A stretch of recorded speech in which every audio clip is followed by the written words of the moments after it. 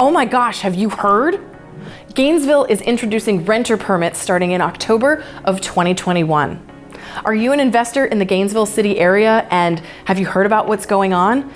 Today, I'm going to do a deep dive into the new renter permits that Gainesville is implementing and how it's going to affect you as an owner, a landlord, and an investor.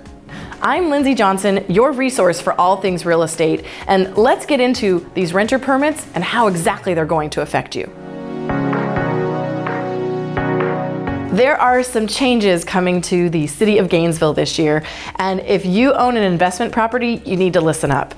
Today's video is going to be very data heavy, but it is so poignant and so important for you to listen to if you've got an investment property within the city limits. The city of Gainesville passed a new rule in this past year, which states that owners of rental properties are now required to have a rental permit. This change goes into effect as of October 1st, 2021. The cost currently is $122 per year, and they do plan to review the cost of it after year one, and they have implemented some cost of living increases automatically. In order for you to rent a property within the Gainesville city limits, you have to apply for this permit at least 10 days prior to renting your property. And every year, the permit will need to be renewed on or before September 1st of each year. When you apply for your permit, the city is going to send out an inspector to make sure that your property meets certain standards. That inspection will be done, and then the city plans to have it on a rollover schedule every 4 years. The city has actually created a very useful website to clarify and answer some of these questions. I'll be sure to link to it below because that's where I've gotten my information from, and it's very user-friendly. According to thecityofgainesville.org, one of the first things you're going to have to do is provide some documents to your tenants, to each of your tenants, and get a signed receipt that they have received them. Those 3 documents are as follows. Number 1, the Florida Landlord and Tenant Law. Number 2, the Tenant Bill of Rights and Responsibilities. And 3, the U.S. Department of Energy Home Score, which will be provided by the city after your inspection. What goes into effect as of October 1st, 2021 are some new energy efficiency standards. And here they are. As of October of 2021, you've got to make sure that you have R19 insulation in your attic, and the attic access must be weather stripped and insulated with a minimum of R30. Your visible duct joints also have to be sealed and insulated with a minimum of R6. When it comes to your water heater, it's got to be visible and properly functioning for temperature and the pressure release valve. If there's any pipes, excluding gas units, for the first 3 feet, they've got to be insulated. Visible water lines that are not enclosed must also be insulated. If your rental property has a chimney, the fireplace chimney must have working doors, dampers, or closures. For plumbing, everything must be free of visible leaks. The shower heads must be a 2.2 gallon minimum flow rate or less. The faucets as well must have aerators with 2.2 gallons of minimal flow rate or less. And toilets must be a 3 gallon flush or less. Your HVAC system must have maintenance performed by a currently licensed HVAC or mechanical contractor at least once within the last 24 months. And finally, you have to have HVAC filters that are installed and are the appropriate size. If your unit is found to be in violation of any of these new standards and you don't address them, the city reserves the right to revoke your permit and not reissue it until the standards are met. These are the standards that will be required as of October of 2021 this year and will go through October of 2026. What the city has already announced is that by October 1st of 2026, some of the other standards will be changing again. And here's what those new standards are going to be. In addition to the standards that we've already reviewed, what's changing is that the attic must have R30 insulation. For the plumbing, your toilets must be 1.6 gallon flush or less. And for your HVAC system, a programmable thermostat must be connected. These are some big changes that are coming to the city of Gainesville. And remember, at this point, it's just within the Gainesville city limits. There have been some rumors and whispers that Alachua County might be considering adopting this as well, but I think they're gonna wait and see how it goes with the city. You may be asking yourself, what does all this mean? Is it good? Is it bad? Well, it kind of depends. My take on it is twofold. I think there are some pros and some cons. Now, a lot of this came to be because there are certain rental properties in the area that are not maintained at all.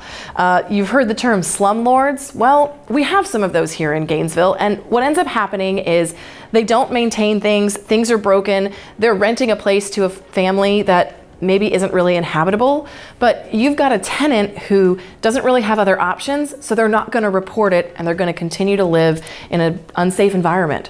So there definitely needs to be some recourse and some action taken for those that are not doing their job well. Now, some of the negatives of this can be seen, well, as a bit of a violation of private property. If it's a house that I own, should I not be able to dictate how it goes?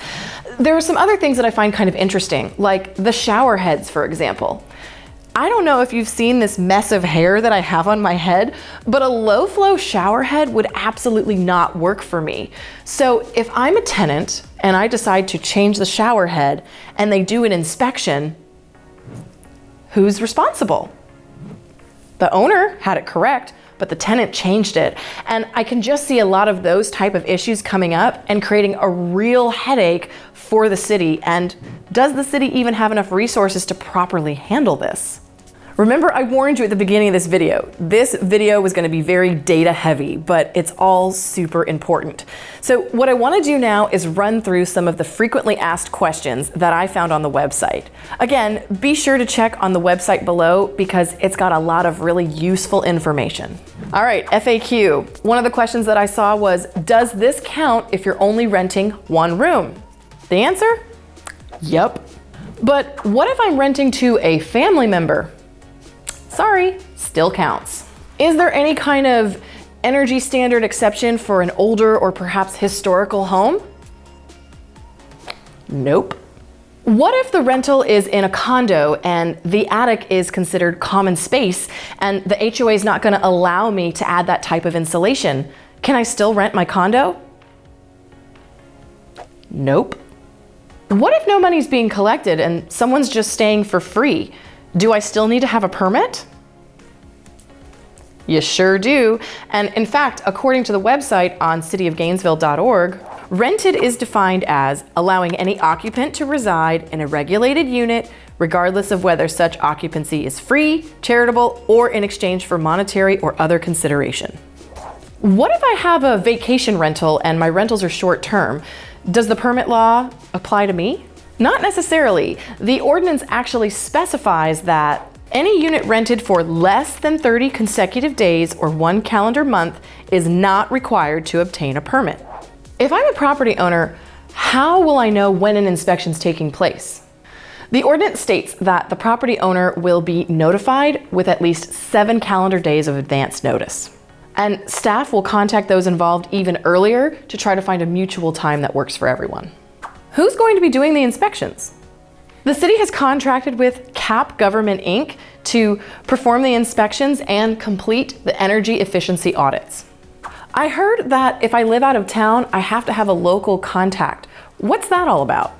The ordinance states that if the property owner does not reside in Alachua County, a local contact is required. And what happens if a property is a rental, but they don't have a permit? There's a few different options. Option A is to prove that it's not a rental and to provide the appropriate documentation. Option B, if it is actually a rental, is to submit an application to the city and comply with all of the required standards. Or option C, which is that neither of these options are fulfilled, means that the city can issue a civil citation, or they may seek an injunctive relief to make sure the property cannot be rented. These renter permits are a very hot topic in Gainesville right now. There are pros and cons. The pros being is that the city's trying to protect tenants and make sure rental units are habitable and safe. Some of the cons, however, could be that, well, as an owner, if I'm expected to put hundreds or thousands of dollars into new energy efficient standards and pay for a rental permit every single year, I'm probably going to raise my rents. Or worst case, you may have some people get out of the investments altogether in Gainesville.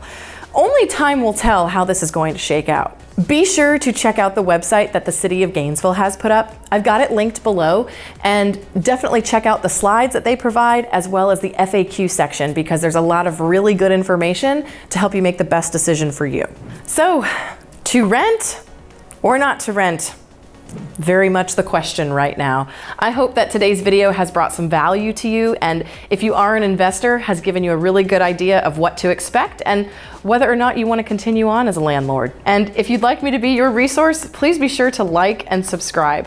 And perhaps today's video has made you realize that you don't want to be an investor here.